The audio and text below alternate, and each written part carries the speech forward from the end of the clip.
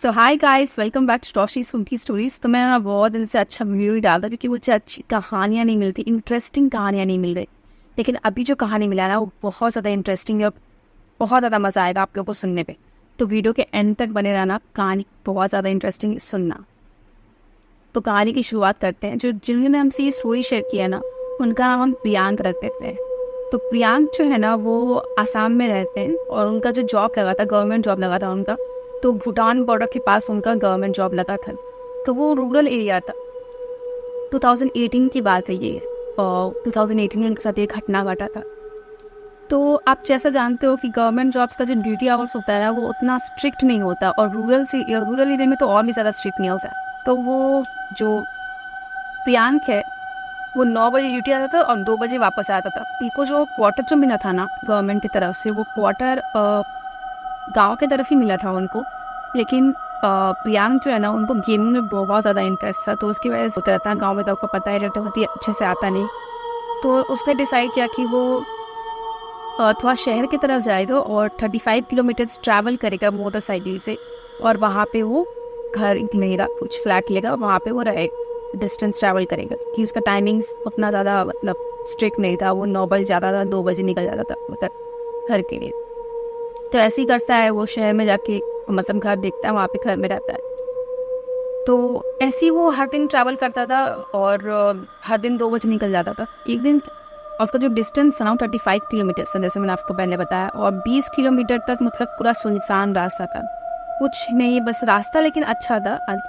बस दोनों साइड पूरा बैम्बू के ट्रीज थे और कुछ नहीं था, बैम्बू का पेड़ था और कुछ भी नहीं था, पूरा 20 किलोमीटर तक कुछ भी नहीं था।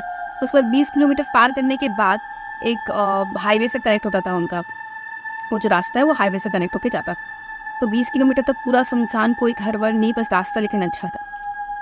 तो ऐसे ही दिन वो ट्रैवल कर रहा है, वो अपने घर तरफ जा रहा था, 3 बज गया था, रास्ते के बीच में था, 3 बज गया था।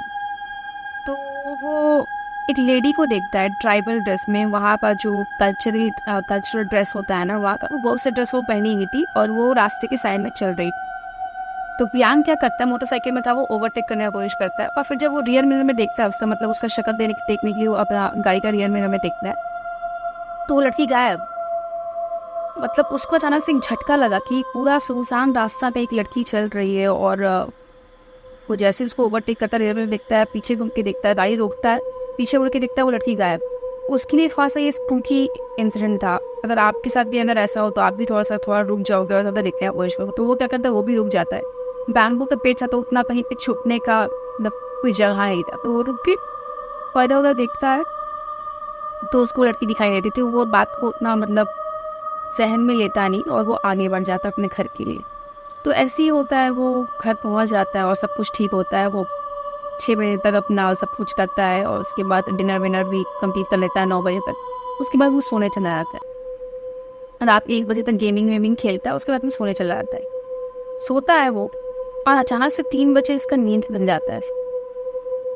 वो देखता है कि वो अपने रूम को देख पा रहा है, लेकिन वो अपना हाथ पैर कुछ भी हिला नहीं पा रहा, कुछ नहीं बोल पा रहा है। तो समझ में आता है कि वो स्लीप पैरालिसिस में, उसके साथ पहले भी ऐसा होता था, स्लीप पैरालिसिस। तो उसको ना स्लीप पैरालिसिस का आदत था, तो वो क्या करता है कि अपना आँख बंद कर लेता है और सोचता है कि वो इंतज़ार करता है कि कब स्लीप पैरालिसिस खत्म होगा।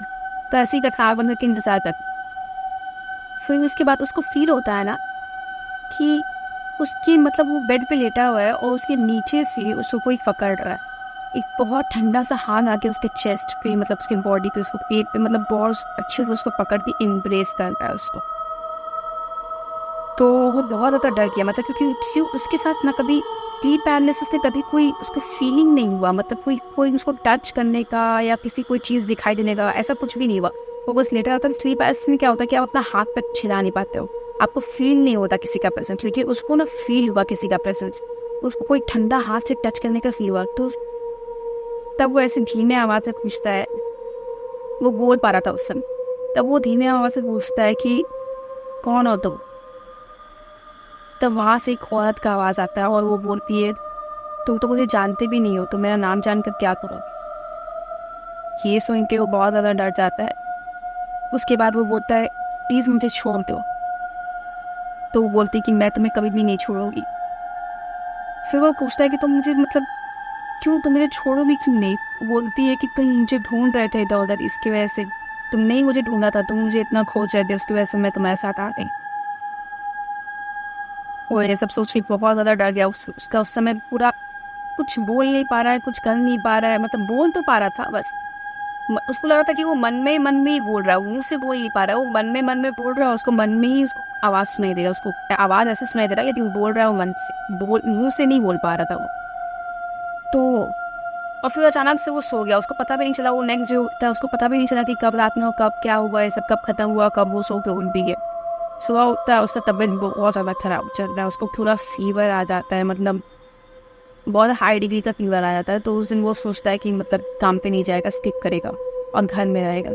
और वो सब जो घटना रात में हुआ उसको सोच के उसको और भी ज़्यादा डर लगा था। वो सोचा था कि अब मैं आज जो रात होने वाला वो स्पेंड कैसे करूँगा कि, और वो किसी को बुला भी नहीं पाता था क्योंकि वो एक नया शहर में आया है, तो किसी को बुला नहीं पाता। उसके मम्मी पापा जो है वो शहर के मतलब दूसरे कोने में रहते हैं, बहुत दूर आना जाना, उनको डिस्टर्ब भी नहीं करना चाहता था। तो वो बहुत ज़्यादा डर गया था, सोचा मैं क्या करूँ। तो शायद किसी भी तरह से आज ही रात गुजारते हैं, उसके बाद नेक्स्ट डे देखा जाए कि क्या होता है। ऑफिस जाके डिस्कस करेंगे अपने कलीग से या किसी और कि क्या किया जाए आज। तो आज भी वो सोता है, आज वो सोता है। फिर 3 बजे के आसपास ही उसके पास एक अलार्म घड़ी रखा रहता था, उसके आगे ही सच सामने ही। तो फिर 3 बजे के आसपास उसको दिखाई देता है, उसको फिर से फील होता है वो वाला, मतलब किसी का हाथ उसको फील होता है, उसके बॉडी में किसी का हाथ फील होता है, पूरा ठंडा ठंडा उसको फील हो रहा है अजीब से। और इस बार वो कुछ पूछता नहीं है, इस बार वो कुछ बोलता नहीं है, वो ऐसा मतलब प्रिटेंड करता है कि उसको कुछ मतलब कुछ हो ही नहीं रहा। तो जैसे वो कुछ नहीं बोलता है, बहुत कुछ 5 मिनट होता है कुछ नहीं बोलता, तब उधर से आवाज़ आता है, लेडी का आवाज़ आता है कि क्या मैं तुमको पसंद नहीं हूँ। तब भी वो कुछ नहीं बोलता है, वो पिन ड्रॉप साइलेंस से कुछ नहीं बोल रहा, मतलब मन में भी कुछ नहीं बोल रहा, कुछ सोच भी नहीं रहा। उसके बाद वो लेडी फिर से पूछती है क्या मैं तुम्हें पसंद नहीं हूँ। उसके बाद भी वो कुछ भी नहीं बोलता। फिर उसके बाद वो बोलती है कि मेरे पति को भी मैं पसंद नहीं थी, उसकी वजह से उसने मुझे मार दिया। ये सब बात वो उसको बनाने लगती है, कहानी उसको सुनाने लगती है। तो बताती है कि उसके पति को वो पसंद नहीं थी, इसकी वजह से उसका पति उसको मार दिया। और फिर बताती है विलेज का नाम बताती है जहाँ पे वो रहती थी, उस विलेज का पूरा नाम बताती है, सब कुछ बताती है।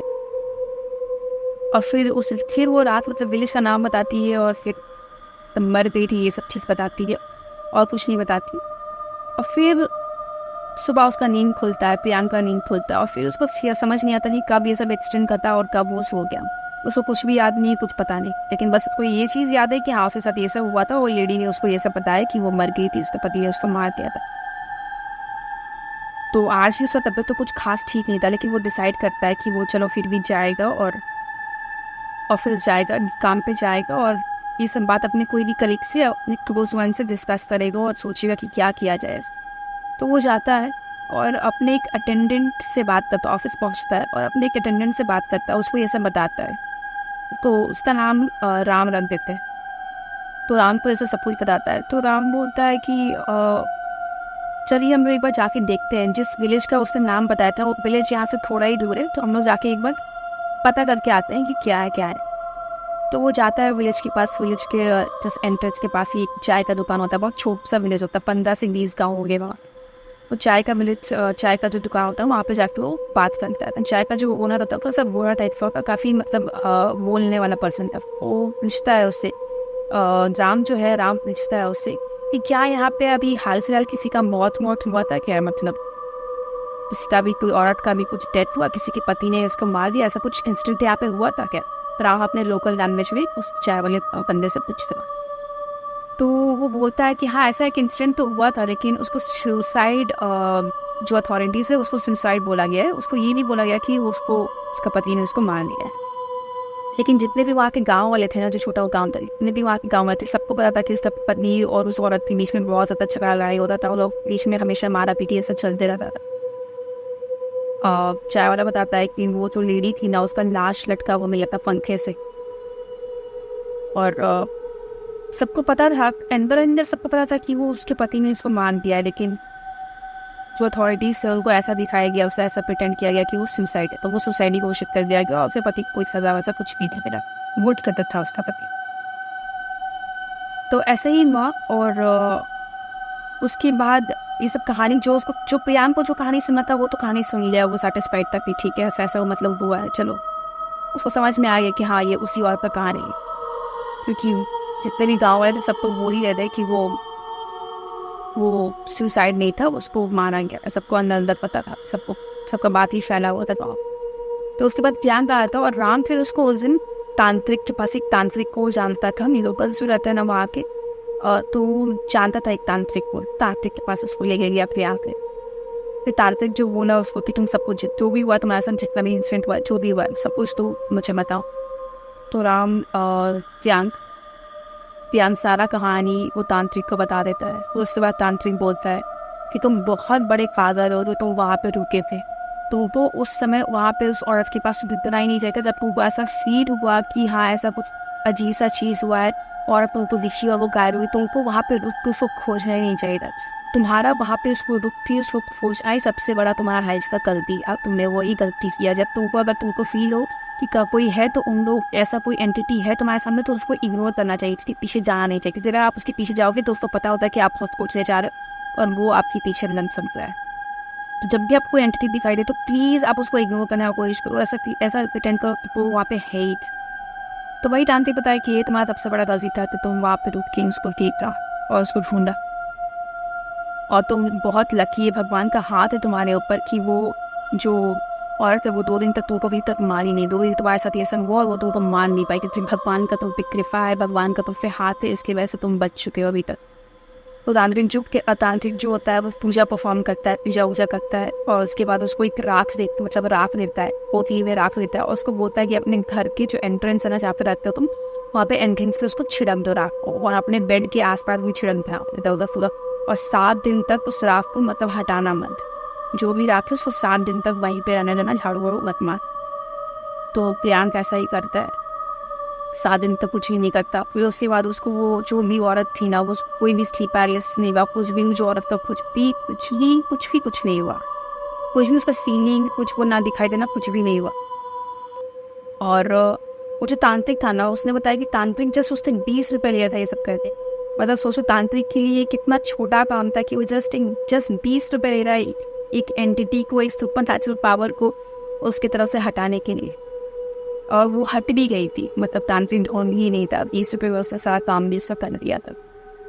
तो ऐसे उसके बाद प्रियांक को कभी कुछ लिखा नहीं दिया। तो प्रियांक बोलता है कि मुझे नहीं लगता कि ये जो भी चीज़ मेरे साथ हुआ मैं हैलुसिनेट कर रहा था या मैं सोच रहा था, ऐसा मुझे नहीं लगता कि हैलुसिनेशन था या कुछ भी था। क्योंकि अगर वो हैलुसिनेशन होता तो वो स्लीप पैरालिसिस में क्या होता है ना कि आप कभी, मेरे को भी स्लीप पैरालिसिस होता है, मेरे को पर्सनली। तो स्लीप पैरालिसिस में क्या होता है कि आपको कभी मतलब किसी का प्रेजेंस फील नहीं होता, आप बस अपना हाथ पैर नहीं हिला पाते हो, आपको कोई टच नहीं करता, फिजिकली आपको कोई टच नहीं कर पाता, आपका बॉडी में कुछ फील नहीं होता जब आपको स्लीप पैरालिसिस होता है। हाँ, स्लीप पैरालिसिस बहुत डेंजरस है, आप हाथ पैर नहीं हिला पाते, आप कंट्रोल नहीं पाते, लेकिन कोई आपको फिजिकली टच नहीं कर पाता, आप किसी को देख नहीं पाते हो, आप सोच रहे हो, इमेजिन करो, लेकिन आप देखते नहीं। लेकिन उसके साथ तो बहुत अजीब चीज़ हुआ था, उसको फिजिकली कोई टच करा था, तो ये उसका हैलुसिनेशन या उसका भ्रम नहीं हो सकता, क्योंकि उसको फिजिकली वो ठंडापन उसको फील हुआ था। और वो औरत से बात भी करी थी, वो उससे बात कर रहा था, उस औरत से बात करता था। आप स्लीप पैरालिसिस में कोई एंटिटी आपको दिखाई दे रहा है, उससे आप बात नहीं कर पाते, लेकिन वो बात कर रहा था। और कहानी भी उसको सुनाई, और वो विलेज में जाके इन्वेस्टिगेट भी किया, तो उसको पता भी चला कि हाँ ऐसा कुछ कांड हुआ था, एक औरत को मतलब उसका पति उसको मार दिया था, तो ऐसा पता भी उसको कहानी चला। तो ये उसका हैलुसिनेशन हो ही सकता है, वो ऐसा कंक्लूड करता है, और ये एकदम रियल स्टोरी है, उसने जैसा बताया है। तो ऐसी स्टोरी का एंड होता है guys, and I hope you like it. एक बहुत इंटरेस्टिंग कहानी था, मेरा अभी तक का सबसे इंटरेस्टिंग सेकंड इंटरेस्टिंग कहानी है।